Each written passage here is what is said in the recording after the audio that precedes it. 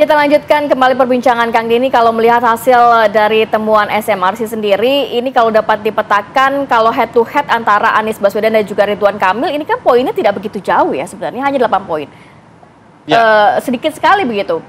Ya, artinya sebetulnya kalau dua nama itu maju itu akan sangat kompetitif, akan ada persaingan yang sangat menarik begitu dalam memperebutkan suara masyarakat. Ya. Kita bisa melihat dalam lebih jauh, misalnya Ridwan Kamil itu bisa unggul di kelompok pemilih beretnis Sunda, di kelompok ibu rumah tangga. Anies sedangkan Anies dapat dukungan yang sangat kuat di kelompok misalnya Kerah Biru. Nah, itu akan sangat terus menarik kalau kita perhatikan seandainya itu terjadi gitu ya.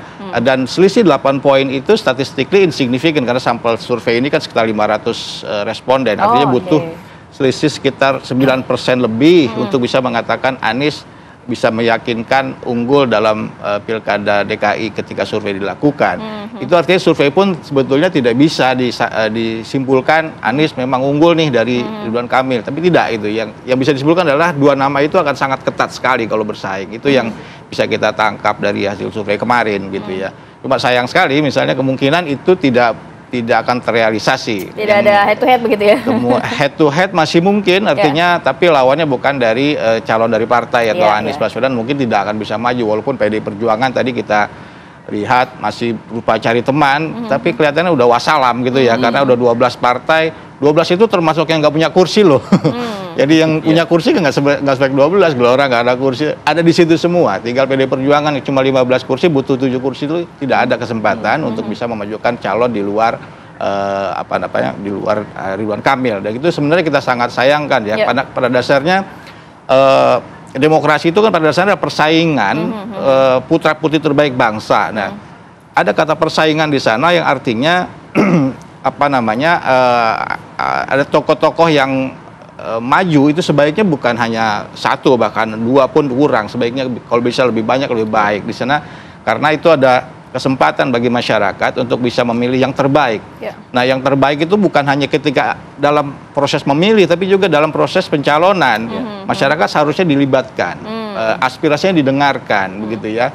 Sehingga yang terbaik itu bukan versi salah satu kelompok partai atau partai politik saja, tapi meluk masyarakat. Tadi saya sudah sampaikan yang mungkin sebaiknya yang ideal itu ada nama Anies, ada nama Ridwan Kamil. Idealnya versi Mas Denny seperti itu ya, tapi kalau kita lihat angkanya gitu ya. Jadi suara rakyat sebenarnya pengennya seperti itu. Publik Jakarta pinginnya paling tidak 3 nama itu dimunculkan lah, sehingga mereka punya yang kesempatan untuk melihat bertengger di 3 Anies, Ahok, kalau kita dan juga pakai RK mekanisme survei sebagai landasan untuk bisa menilai bagaimana publik memilih gitu ya. Baik, Bang Khalid, kalau melihat apa yang dikatakan oleh Kang Denny ini sejauh mana sebenarnya PKS mendengarkan suara rakyat, suara konstituen, melibatkan rakyat juga dalam proses pencalonannya begitu. Ini sepertinya kok agak berbeda arus dengan apa yang diinginkan oleh konstituen Anda begitu. Rakyat lah dalam hal ini di rakyat Jakarta.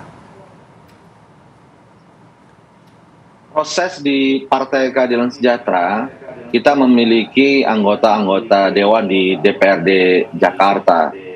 Dan kita juga melakukan serap aspirasi pemilihan raya di PKS, menyerap siapakah yang akan kita dukung.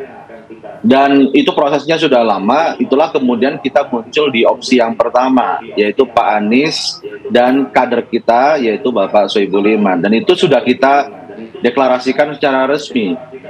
Artinya kami sudah berikhtiar, sudah semaksimal mungkin, dan menjadi partai pertama yang mendeklarasikan di tingkat DPP ya, bukan di tingkat DPW. Dari proses dari DPW kemudian ke DPP, itu di bulan Juni kita sudah deklarasikan pasangan Anies dan Sohibul Iman. Tapi dalam proses hingga kemarin, Partai Keadilan Sejahtera, walaupun partai pemenang, kita masih kekurangan 4 kursi untuk bisa menggenapi tiket tersebut. Sehingga tentu kita harus memiliki opsi yang lain, sehingga tiket yang kita miliki dengan 18 kursi itu, kita harus bisa menggenapinya dan bisa menentukan pilihan pasangan kandidat. Tentu kita tidak bisa dalam proses politik itu bergerak dalam satu titik yang tidak bisa kemana-mana. Ketika pasangan yang kita usung di opsi pertama, yaitu Mas Anies dan Pak Sohibul Iman, ternyata tidak memiliki progres. Sehingga kita harus memiliki opsi yang lain. Dan pilihan rasional kami adalah jatuh kepada Bapak Ridwan Kamil dan Bapak Suswono. Dan itu adalah skema yang terbaik buat warga Jakarta. Pak Ridwan Kamil adalah pemimpin yang kompeten, yang punya kapasitas, dan Pak Suswono juga demikian. Bang Khalid, apakah opsi dengan PDIP tidak realistis menurut Anda mungkin? Sempat ada komunikasi ke arah sana sebelumnya? PKS berkomunikasi dengan semua partai politik dan termasuk dengan PDI Perjuangan. Dan ketika PDI Perjuangan mengatakan bahwa mereka akan mengusung kader sendiri, ya, memiliki kader sendiri yang akan dimajukan, tentu PKS menghormati dan tidak bisa memaksakan bahwa pasangan Anies Soebul-Iman adalah pasangan yang tepat buat PDIP. Tentu setiap partai politik ingin kadernya maju dalam pilkada, dan PKS menghormati pilihan PDIP yang sudah memutuskan kadernya yang akan maju di pilkada Jakarta. Baik, Bang Khalid, lantas apa langkah yang diambil PKS melihat grassroots ini sudah cukup lama dari pilkada Jakarta, Pilpres, ini kan sudah bersama Anies, sudah lekat begitu ya PKS bersama Anies. Lantas bagaimana upaya yang dilakukan agar grassroots ini akhirnya bisa beralih kepada pasangan yang memang diusung oleh PKS, yakni Ridwan Kamil dan juga Suswono? Tentu prinsipnya adalah dialog, berkomunikasi secara jujur, secara accountable, secara bertanggung jawab, tidak ditutup-tutupi. Kami terbuka.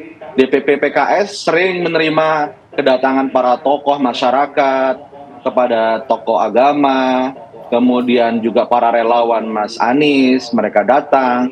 Kami jelaskan bahwa ini adalah ikhtiar terbaik yang sudah kami lakukan, dan tentu pilihan-pilihan politik harus ada progres, ya, karena kita ada limit waktu dan kita harus putuskan mana yang terbaik buat warga Jakarta.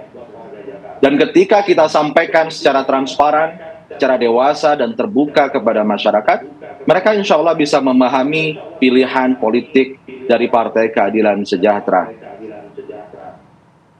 Oke, Kang Denny, terakhir mungkin apakah dengan berbicara jujur, komunikasi dengan konstituen ini cukup bagi pemilih-pemilih PKS, grassroots PKS yang kita tahu karakternya militan dari awal begitu? Apakah dengan bicara jujur cukup untuk bisa mengubah pendirian mereka? Ya, ini sebuah tantangan tersendiri ya bagi internal PKS ya, untuk bisa meyakinkan konstituen mereka bahwa apa yang mereka sudah jalankan ini merupakan pilihan yang paling realistis seperti yang disampaikan tadi. Dan saya kira penjelasan itu cukup masuk akal begitu ya. Kalau kita bicara lebih jauh sebetulnya partai-partai lain sebetulnya yang tadinya mengusung Anies seperti Nasdem itu justru agak sulit dicarikan penjelasannya. Jadi tantangannya justru sebetulnya mungkin pada partai Nasdem, termasuk mungkin PKB walaupun di tingkat bawah. Kalau PKS saya kira tadi penjelasannya cukup realistis begitu ya, bagaimana mereka sebetulnya juga punya usaha untuk melakukan itu, dan mereka ingin juga menempati pucuk pimpinan, paling tidak jadi wakil gubernur misalnya sebagai partai terbesar pertama. Saya kira akan ada tantangan ke depan. Oke, terima kasih banyak Kang Denny dan juga Bang Khalid sudah berbagi informasi dan waktunya pada pagi hari ini. Sehat selalu, Assalamualaikum.